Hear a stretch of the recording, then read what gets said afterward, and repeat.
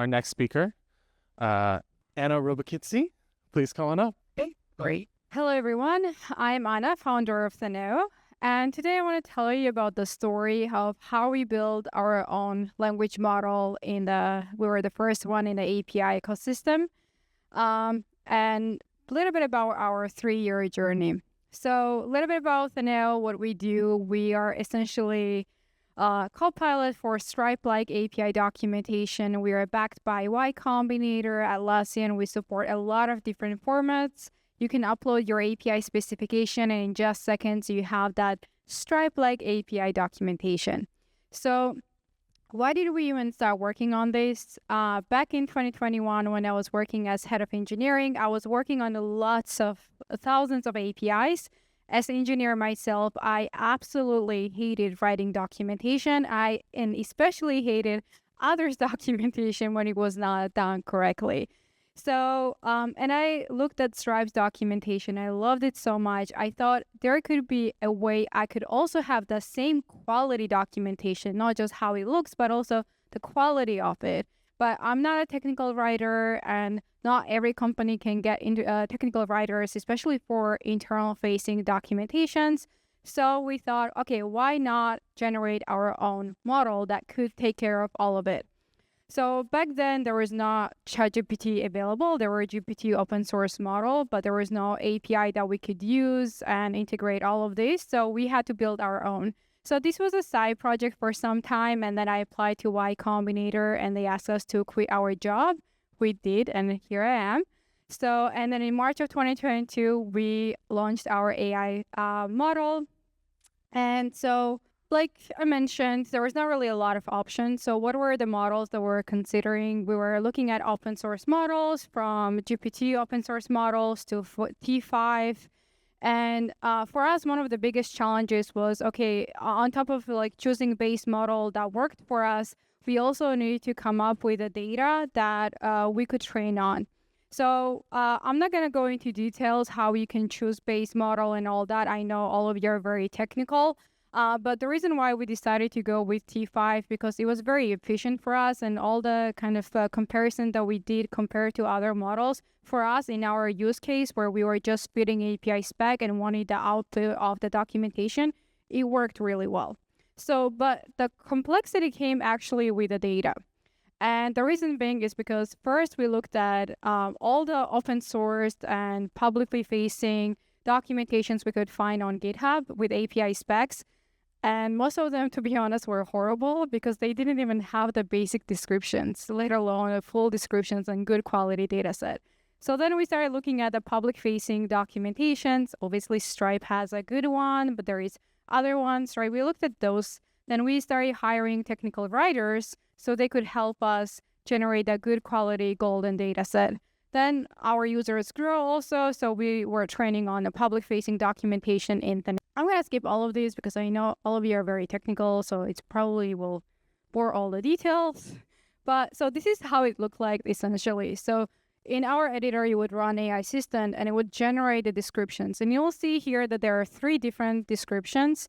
And the reason being is because we were actually running 3 different models, and we wanted to compare which one would perform the better, which ones the users would select. Also, we would look into not only which one you would select, but also which one you ended up using in production, which one you would change a little bit and things like that. So we were continuously improving our model based on this, even though it was a little bit annoying in the beginning because you had to choose the description itself, right? But we actually demoed this at TechCrunch Disrupt. Has any of you been at TechCrunch Disrupt? There you go. It's very exciting. You probably have seen the episode at Silicon Valley, like everyone is pitching, etc. And like we got amazing feedback. We were so excited. Others were excited about this as well.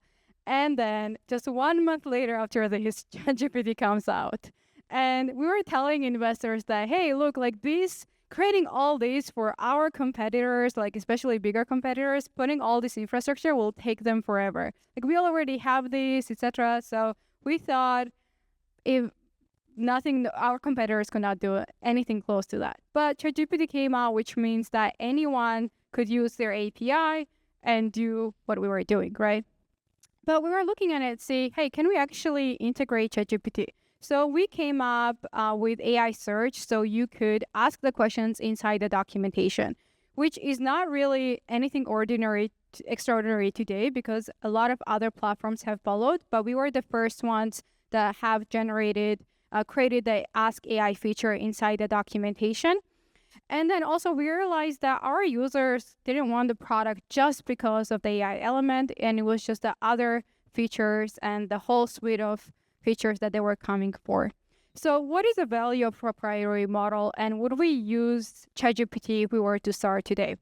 Or would we create our own model? And to be honest, most likely today, if I were to start Theneo, I would not create our own model because one, it's very expensive, right? It takes a lot of time. And in order to validate or do some kind of product testing, I would use something like ChatGPT or any other models that we could first understand how the users would use it and maybe in the future use a proprietary model.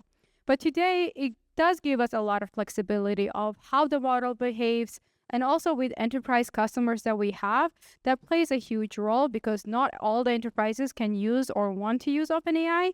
And also because we do self-hosting, it goes really well into their pipeline and remove some of the data privacy issues as well. So I really want to quickly show you how it looks like today. So you bring your spec. It can be anything. We support from GraphQL, Async API, Postman collection, Insomnia, obviously Swagger, and all these things. So I'm going to upload here a spec. And this is where our own AI writer comes in. If you don't want us to create anything additional content, you can just simply select no AI assistance, activate AI search. You can have internal facing, public facing documentation, and we can also automate your entire flow. So our editor, so everything is already generated for me now with all the API endpoints. And our editor works same as kind of Figma or Notion. So if you have multiple people here, you can live collaborate together. It's a lot of fun. You can even make changes to your APIs as well, from descriptions, additional properties, and things like that. Unlike other platforms where you have a lot of limitation, in Theneo you have barely any limitations. You can change and configure the content however you want to. In regard to AI system, this is how it looks like today. So it will run the through hole, generating the descriptions, header, request body, responses, everything. I can either individually select like this and it will generate a description, or I can apply and I have all the descriptions for me. So it saves a lot of time and I don't need to bother any of the technical writers for this. Once I'm done with all of this, I can either review with the team or just publish it. This is how the published version looks like. You have everything, most of the content that you're seeing here has been generated by our own AI with all the descriptions. I don't know how well you can see in the dark mode, so maybe this would be the only place where the light mode could be applicable. You can also test it out, the APIs in real time as well. Obviously, ask AI the questions, anything that you want to. And in terms of testing, it is designed for anyone to test it out. Even non-technical people can very easily just run the API. They don't even need to go back to the documentation. They can get all the information in one place and just quickly run it. One of my favorite features is actually automatic changelog. So one thing also I hated is making sure that changelog was always up to date and writing all the release notes in a way that was also very easily accessible to others. So now we take care of that entirely. We write the entire release notes for you, also highlighting what was changed, what were breaking changes, which was deleted. So it's very easy for your readers to follow all the changes that are going on. They can enter their email and also receive email notifications. So there is never a question what's going on with your APIs and when was it last updated. So this is all when it comes to the documentation, but we also do developer portals, and creating developer portal is as simple as just so with documentation. So here's an example with Swap. Everything that you're seeing here from the user guides, APIs, release notes, all of that have been generated in Theneo, which it took them just a couple minutes. Again, we have so many different templates. And you can use the Theneo for API catalogs, all the different use cases. You can authorize them. And most importantly, also, you can collaborate with your engineers as well and have the automation in a way that you want. So right now we have we're going to hit very closely soon 12,000 companies that use Theneo. And the reason why we grow so fast is because of communities like this. So we want to thank everyone. And if you're interested, you can scan this.